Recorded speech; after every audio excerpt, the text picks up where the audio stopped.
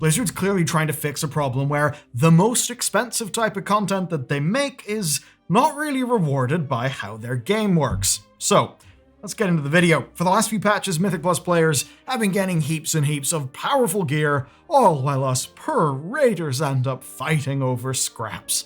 Well, in 12.1, Blizzard are finally trying to close that gap. And I think that's about as close as they'll get to admitting that raiders were right, that there was a problem. But the fix has been a little contentious. It may have caused a few crash outs. And if you thought gearing's been getting a bit too complicated lately, well, I agree, but also, I've got bad news. 12.1 is adding a little more to the pile, though on the bright side, a massive scare that we all had in PTR was just a scare, because it turns out crest costs are not going to scale after all, and that means this season is promising to be almost as speedy as the last one. So, just how bad is the gap then? How bad is the problem between Mythic Plusers and Raiders, and why are Blizzard trying to fix it? I think the easiest way is to just show you. Our guild's been running into the same issue for a while now. On our slow march to getting curve, we don't impose any rules on item level. So some of us go straight into Mythic Plus, which causes a problem. We completely outgear the raid, or at least some of us do. Other players do little more than delves and pray, but even with that, they still end up pretty decked out in hero gear before long, and that leads to a problem. Raid drops are so pitiful by comparison that we end up not needing most of them, and that ends up being the case weeks before we actually clear the raid. It ends up being that the only real way for us to get stronger is to split off and do even more Mythic Plus, because that gives you Myth Crests and Myth Gear bonus rolls.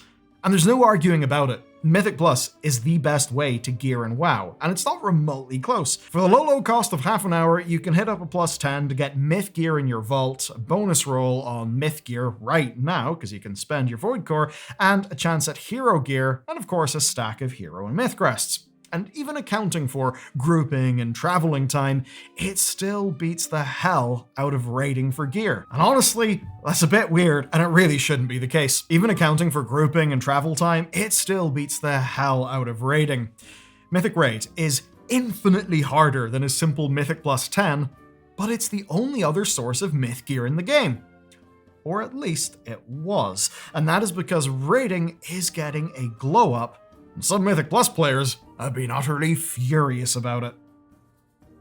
Here's the big change. In patch 12.1, raid gear from the Great Vault is going up by an entire tier. LFR slots will drop as champion, normal as hero, and heroic as myth. Now, Mythic Raid will still leave myth gear in your vault, but it'll come maxed out at myth 6 out of 6. Saving you loads of crests. Now, for us heroic raiders, this is absolutely massive. It is effectively a slow drip feed of myth gear, and most importantly, it's a reason to actually care about our great vaults. So if this all seems good, you may be wondering, why are some Mythic Plus players mad? Why have a few people been crashing out? Well, some are just upset that raiders are getting a buff to their gear. Sour grapes. So basically, that can be ignored. Others, though, have actually got a pretty good reason to be upset. You see, for the past while, the best Mythic Plus players haven't needed to be the best raiders as well. But that may be about to change. You see, Mythic raiding helps get gear faster, and some raid trinkets are usually best in slot, but you can usually get those without the disproportionately difficult final 2 bosses. Now in patch 12.1, that is changing, where the last 2 bosses on Mythic will drop gear at myth 9 out of 6. Yes, 9 out of 6, so an item level that you cannot upgrade that gear to. That gear will be the best gear in the game, and you won't be able to get it anywhere else, and it's a whole 10 item levels above the next best. So, unless you're a cutting edge raider, you will never be best in slot. Now, on the one hand, it adds prestige to the cutting edge. You've finally got exclusive gear as a reward for your incredible achievement. And I'm happy to call it that, because goddamn that's hard content. But on the other hand, it is a giant sword hanging over the head of people who just like to push keys. Forever and ever and ever. I'll never understand it, but you guys do you. But some of the hypothetical worries do make sense. Maybe you would have timed that key if you and your group had that myth 9 out of 6 gear. But hey, you'll never know unless you dedicate hundreds of hours to Mythic raiding. That's a pretty big ask, so I get why those people are upset. I get the reaction. But you know what? That's a hypothetical problem, and it's got to be measured against, I think, the pretty obvious benefits and the pretty obvious problem that is finally being solved. So, outside of the dizzying heights of the cutting edge, what we see is plain excellent news. And I've barely started. Patch 12.1 is changing, as an example, what a world boss is, where instead of just a big guy causing lag out in the world, they've been shifted into these things called layers, and layers will be their own instance. And because it's effectively an instanced raid boss, Blizzard can add difficulty settings. Those settings range from world all the way up to mythic. And of course, because it has difficulty settings, it drops gear to match. And that actually means more sources of raid gear. Now, it's technically not a big change for patch 12.1 since we had the bonus 1 boss raid in 1207, but still, it does set a precedent going forward, and a pretty good one. And speaking of bonuses, Blizzard have one final way to redress the balance. Bonus roll costs will actually make sense in patch 12.1. Instead of raid gear costing 2 rolls for 1 piece, it's only going to take 1. Which is a colossal buff to raid gearing, especially if you've, say, been unlucky fishing for the item that you want. Though bonus rolling in heroic difficulty will of course still only give you hero items, while a plus 10, despite being way easier than that, will give you myth. That's a little awkward. Maybe Blizzard will try to make plus 10s a little bit harder next time so that it makes sense, but fairly big change. In case it wasn't obvious already, bonus rolls are actually staying for patch 12.1, and better yet, they are going to be here from the start.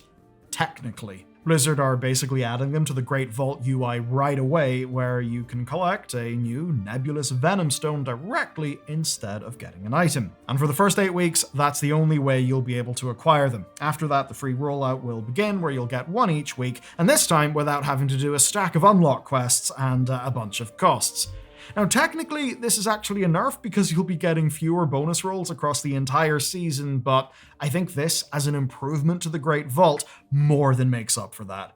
Because, I mean, a bonus roll that's going to actually get you a legit piece of gear, that's way better than the previous consolation prizes that the Vault had. I'd say it means the Vault finally has bad luck protection that actually feels useful. I mean, who knows, maybe it'll even be too strong, considering that you can use it to target specific myth items in Mythic Plus. Being able to target Biss from week 2 seems really powerful. But of course you'd be doing it in a way that asks you to take a risk on the roll. So you know what? Fair enough, Blizzard, that actually sounds kind of fun. Maybe they're onto a winner with this new version of bonus rolls. Now, another thing you may be wondering is why they've set this guy, Orin, beside the catalyst, and why they've done that when you usually don't go back to it after the first few weeks. Well, it turns out that's because they're changing the catalyst as well. The catalyst sure was one of Shadowlands' best inventions. Not that it had many of them, but still, the catalyst did a lot to solve the complete RNG of tier sets. But it's gotten a little stale since then, and Blizzard wants to spice gearing up as much as they can. So, the way things are now is that it's just as strong, but you've now got way more of a reason to use it. The major change is this: the catalyst no longer changes the secondary stats or special effect on the item that you put into it.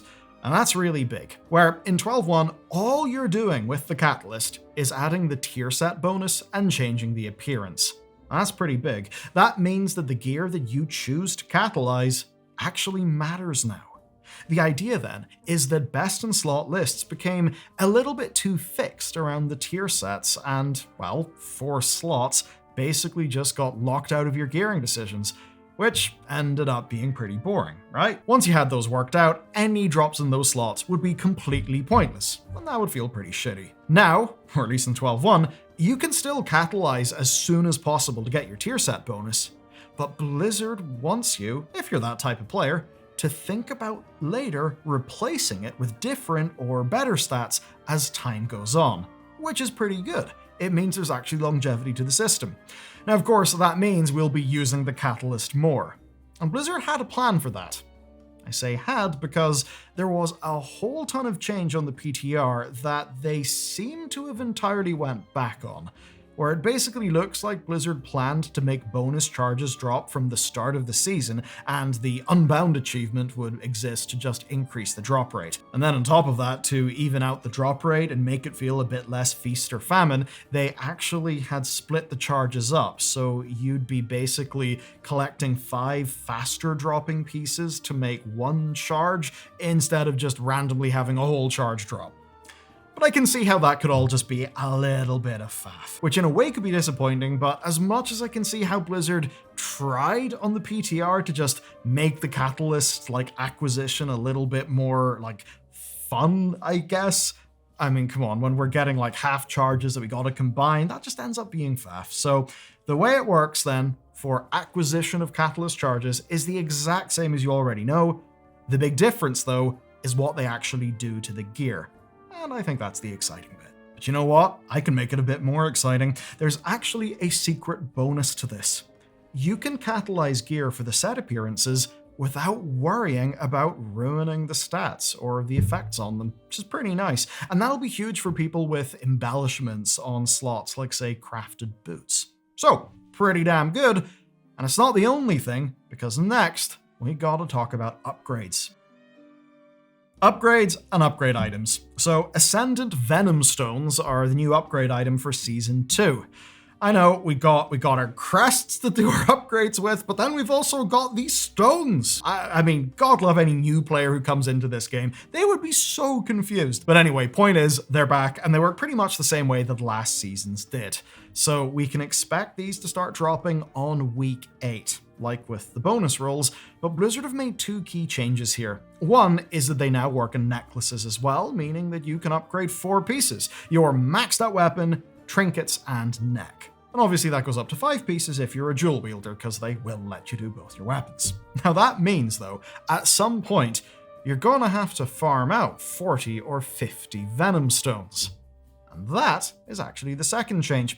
Instead of getting 5 shards and combining them into 1 stone, you now need to get 10 stones to do the upgrade, and there is no combine step. So basically, they've added a 0 onto the number, but in doing that, they've made it so it's just 1 item instead of you getting little mini stonelets that you've got to then turn into a full stone.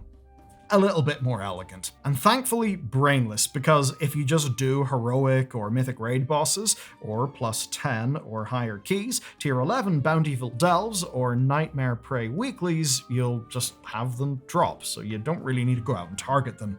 Of course, no ritual sites this time, because ritual sites are from the previous season. And yes, I can confirm that the side content added in the 0.5 and 0.7 patches of Midnight are not being updated.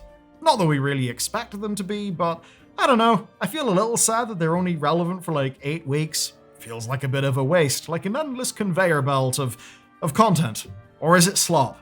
Or is it slop wrapped up in rewards that feels like content? Who knows? Of course, the role that the 0.5 and 0.7 patch content played will be replaced by whatever they've got cooked up for patch 12.15 and 12.17. And we know there is stuff there. Remember, they announced labyrinths, which basically seem to be the equivalent of mega dungeons for delves, which does actually sound really cool. I wouldn't even be surprised if their hardest mode dropped myth gear, maybe even a bit more than, say, heroic world tier ended up dropping.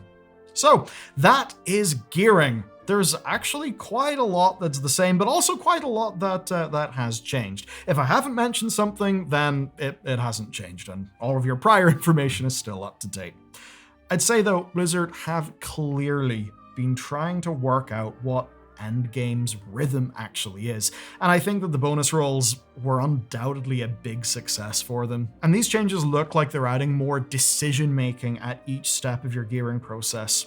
Maybe slowing it down a little bit, but making sure that you've always got something to work toward at all times. Now, I know if you're a Mythic Pluser, you might be thinking, yeah, I mean, I could just do dungeons forever and always have progress. But for us raiders, it's actually a pretty big change. So I'm looking forward to it. But if you want to look forward to something else, maybe even a Warcraft Netflix, well, check out this video on what may be the largest leak in Warcraft franchise history.